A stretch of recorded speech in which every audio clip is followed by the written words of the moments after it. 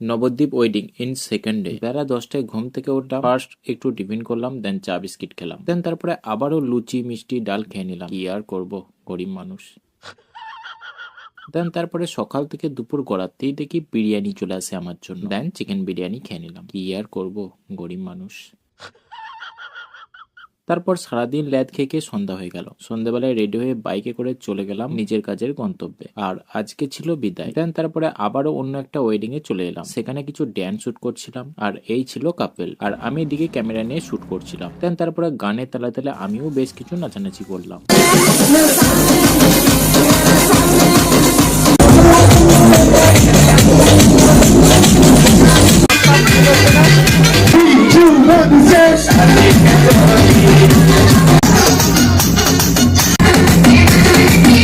চলে এলাম রাত্রি 12টার সময় বাড়ি, তারপরে ডিনার করলাম। চলো আজকের মতো বাই বাই, দেখা হবে নেক্সট